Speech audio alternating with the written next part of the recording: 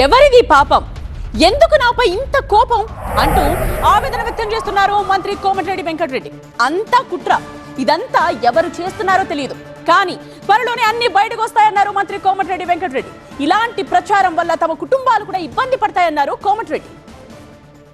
తనపై కొందరు దుష్ప్రచారం చేస్తున్నారని మంత్రి కోమటిరెడ్డి వెంకటరెడ్డి మండిపడ్డారు. ఇలా చేయడం ఎంతవరకు సరైందో వాళ్లే ఆలోచించుకోవాలన్నారు. ఇలా చేస్తున్న వాళ్లకు కూడా కుటుంబాలు ఉంటాయని, వారికి ఇలా జరిగితే పరిస్థితి ఎలా ఉంటుందని అన్నారు. మీరు ఒకటే గుర్తుపెట్టుకోవాలి, మీకు కూడా భార్య పిల్లలు ఉంటారు, అక్క చెల్లెలు ఉంటారు, దగ్గర బంధువులు ఉంటారు, మీ ఇంట్లో మహిళలు ఉంటారు. వాళ్ళని కూడా ఎవరైనా ఈ విధంగా మీ మీద అంటే మీరు ఎంత బాధపడతారో ఆలోచించుకోవాలి. మీరందరూ కూడా దానికి ఒకసారి మీరు గుండె మీద చేసుకొని ఆలోచించుకోవాలి. రేపు మీకు ఈ పరిస్థితి ఎదురైతే ఏ విధంగా ఉంటుంది.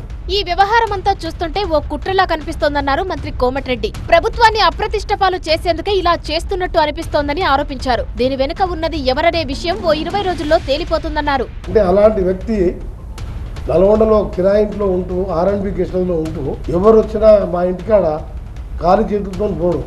నా దగ్గర లేకున్నా ఎవరన్నా నేను సాయం చేసిన వాళ్ళని, అరే పలానా పేదోళ్ళు వచ్చిండ్రు చదువుకోవాలంట, ఏమో జబ్బు వచ్చిందంట, బిడ్డ పెళ్ళిందంట అని అడిగాను ఇస్తా. ఖాళీగా ఎవరు పోరు. అందుకని ఇలా డెవలప్మెంట్ కాగానే 6 సార్లు గెలిపారు. పేదవాడు కళ్ళల్లో నీళ్ళు వస్తే మన కళ్ళల్లో నీళ్ళు రావాలి. తనపై ఈ రకంగా దుష్ప్రచారం చేస్తున్న వాళ్ళు ఇప్పటికైనా తమ ధోరణి మార్చుకోవాలని సూచించారు కోమటిరెడ్డి. ఇలా చేస్తున్న వారిని ఆ దేవుడే శిక్షిస్తాడని ఆవేదన వ్యక్తం చేశారు. నాలాంటి వారిని కూడా వేధించి నన్ను అవమానపరిచి మా ఇంట్లో ఇబ్బంది పెట్టి ఇక్కడ మహిళా ఆఫీసర్ని ఇబ్బంది పెట్టి ఏం సాధిద్దాం అనుకుంటున్నారు? ఇక దేవుడు ఉన్నాడు, దేవుడు చూసుకుంటాడు. ఇక నేను తప్పు చేస్తే నన్ను శిక్షిస్తాడు, మీరు తప్పు చేస్తే మిమ్మల్ని శిక్షిస్తాడు.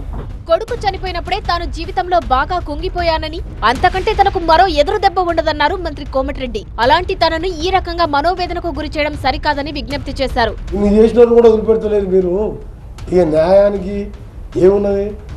అందుకనిగా దేవుడే తప్పు చేసినా శిక్షించామని దేవుని ప్రార్థిస్తున్నాం అంతే. ఎందుకంటే ఇంతకంటే ఎక్కువ ఏం లేదు. మనము ఇంతకంటే ఎక్కువ మనిషిని చంపాలని ఇటువంటి దాంతో చంపొద్దు. నాకు ఆల్రెడీ ఒకటి అయింది. మీరు ఎంత చేసి ఇప్పుడు ఏమైంది? మరోవైపు మంత్రి కోమటిరెడ్డి వెంకటరెడ్డి కామెంట్స్ రాజకీయాల్లో చర్చనీయాంశంగా మారాయి. ఇది ఖచ్చితంగా తమపై జరుగుతున్న కుట్రలో భాగమే అన్నట్టుగా ఆయన వ్యాఖ్యానించారు. ఈ కుట్ర వెనుక ఉన్నది ఎవరో విచారణ తర్వాత తేలుతుందన్నారు. అయితే తనపై ఈ రకమైన కుట్ర చేస్తున్నది ఎవరనే విషయంపై స్పష్టత ఇవ్వలేదు కోమటిరెడ్డి. దీని వెనుక ఖచ్చితంగా విపక్షాలు ఉన్నాయనే ఆరోపణలు కూడా చేయలేదు. అలాగని సొంత పార్టీ నేతలు ఇదంతా చేస్తున్నారని కూడా కామెంట్ చేయలేదు. దీంతో అసలు ఈ వ్యవహారంలో కోమటిరెడ్డి ఎవరిపై అనుమానం వ్యక్తం చేస్తున్నారనే దానిపై క్లారిటీ లేకుండా పోయిందనే చర్చ జరుగుతుంది. మరి కోమటిరెడ్డి ఆరోపణలపై ప్రభుత్వం సీరియస్ గా విచారణ జరిపి చర్యలు తీసుకుంటుందా లేదా అన్నది చూడాలి.